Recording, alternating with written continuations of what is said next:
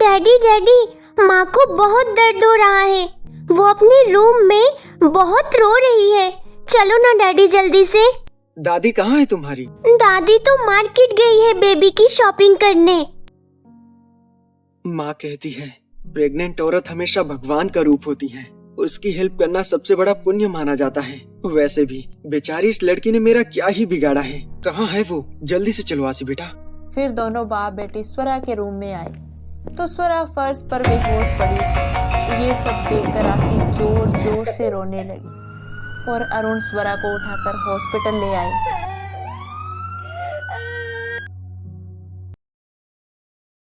ये देख बेटा, मैंने तेरी गंगा काकी को बोलकर उस लड़की की फोटो भी मंगवा ली है। मुझे तो बहुत पसंद है लड़की, बाकी तू भी एक बार देख ले। अगर तुझे पसंद है तो फिर तेरी गंगा काकी को बोलकर बात आगे बढ़ाए। अच्छा खानदान है, 20 लाख का अपनी बेटी को दहेज देंगे और हमें क्या चाहिए। क्या माँ आप ये क्या बोल रही हैं? इसका मतलब आप बस इस लड़की के साथ मेरी शादी इसलिए करवाना चाहती हैं ताकि आपको ढेर सारा धन मिले? आपको धन चाहिए, बहू नहीं? अब नहीं बेटा, वो बात नहीं। मैं तो तेरे को बस बता रही थी, क्योंकि दीपा अपने माँ पापा की एकलौती बेटी है, इसलिए वो अपनी बेटी को इतना कुछ देना चाहते हैं। आखिर उसका भाई भी तो नहीं है, तो वो सारी प्रॉपर्टी दीपा की ही होगी। पर माँ वो मैं सोच रहा था कि नहीं बेटा, अब ज्यादा मत सोच और हाँ कर दे। पिछले 4-5 महीनों से मैं तुझे बहुत परेशान देख रही हूँ। ये सब अब मेरे से बर्दाश्त के बाहर है। देखना एक दिन सब कुछ पहले की तरह ठीक हो जाएगा। जैसे तुम्हारी मर्जी माँ, आपको जैसा ठीक लगे।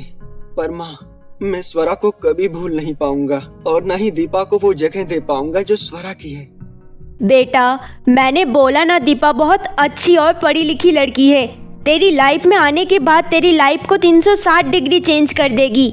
बाकी तू एक बार उससे मिल लेना।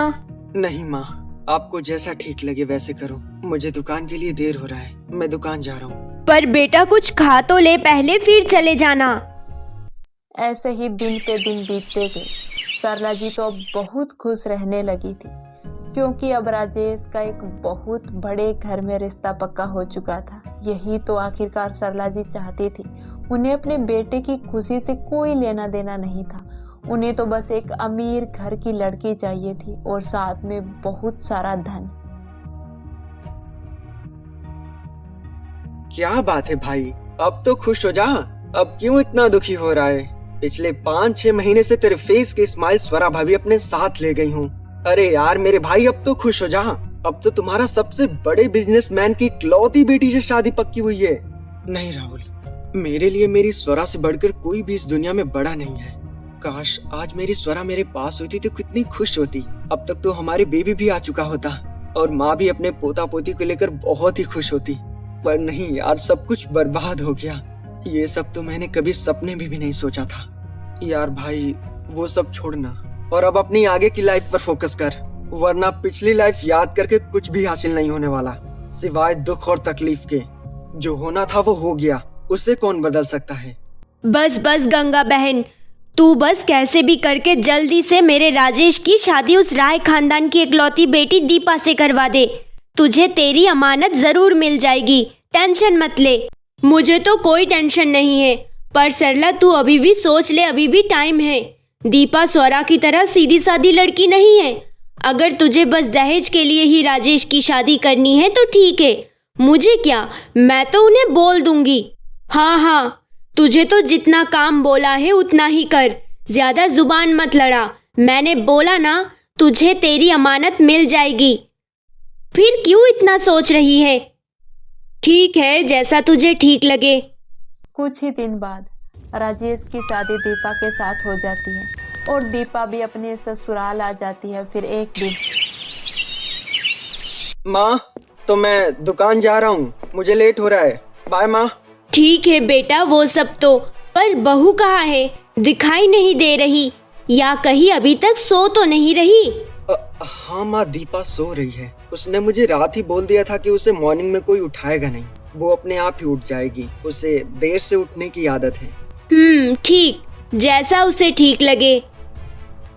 फिर ऐसे ही कुछ दिन बीत गए।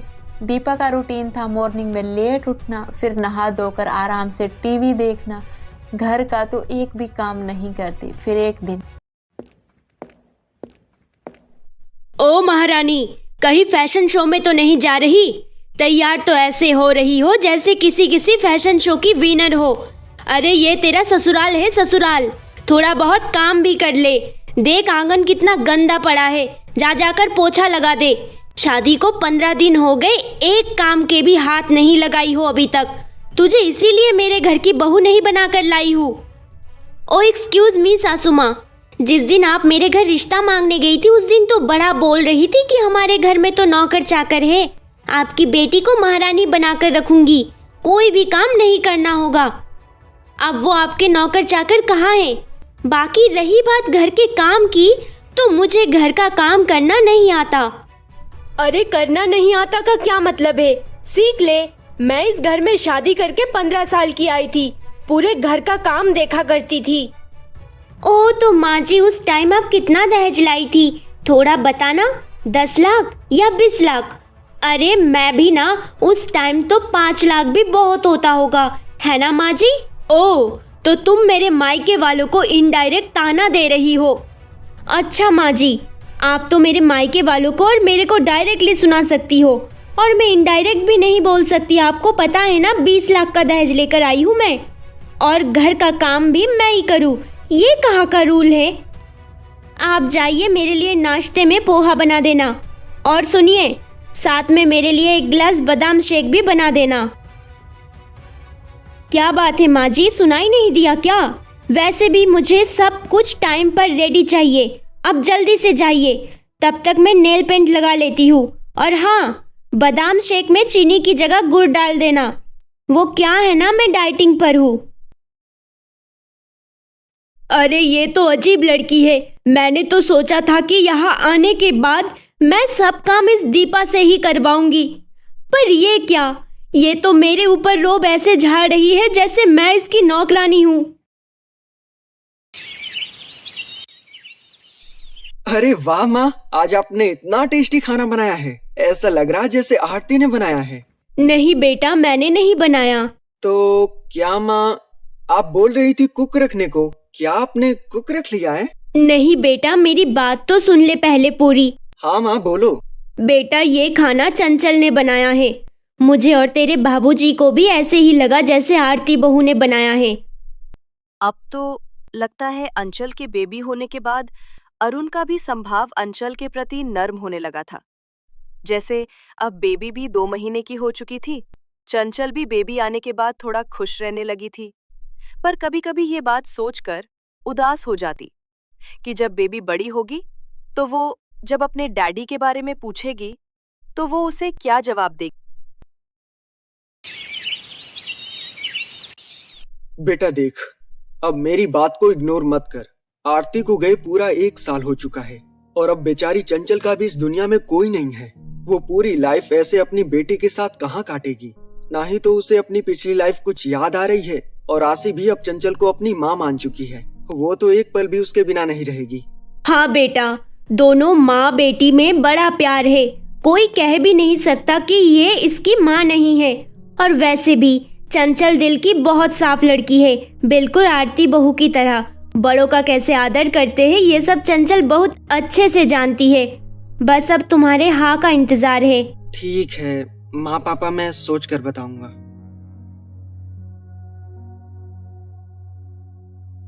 सुनिए माँ जी, मेरे कुछ ड्राई फ्रूट्स खत्म हो गए हैं, तो आप अभी घर का काम खत्म करके ले आना मार्केट से, ओके? वो क्या है ना, मुझे डॉक्टर ने सजेस्ट किया है। ठीक है बहू, पर आज तो मैं बहुत थक गई हूँ, कल ला दूंगी। नहीं माँ जी, आपको सुनाई नहीं दिया? मुझे डॉक्टर ने सजेस्ट किए हैं। अरे प्रेगनेंसी में ये सब चीजें खाना बहुत जरूरी है। खैर, आपको तो क्या ही पता क्या क्या कंपलसरी होता है क्या नहीं। आपने तो खाए ही नहीं होंगे कभी।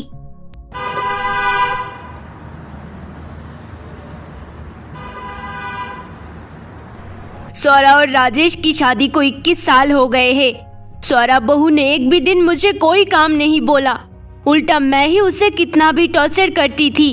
फिर भी कभी आंख उठाकर भी नहीं देखी मेरे सामने।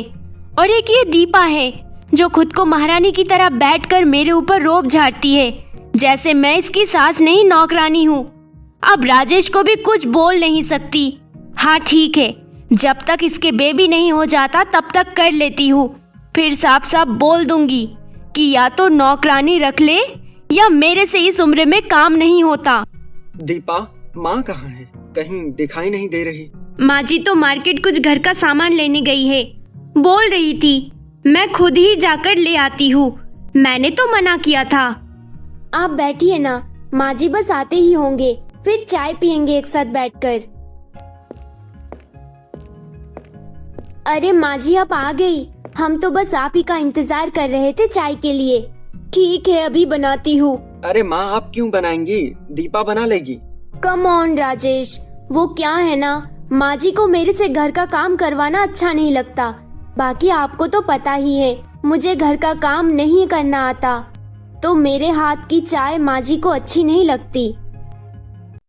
आपको ये पार्ट कैसा लगा हमें कमेंट सेक्शन में जरूर बताना। और हाँ, अब इससे आगे क्या होने वाला है ये जानने के लिए प्रेम कहानियां टीवी को सब्सक्राइब करके बेल आइकॉन वाला बटन जरूर प्रेस कर लेना, ताकि अगला पार्ट आते ही सबसे पहले नोटिफिकेशन आपके पास जाए।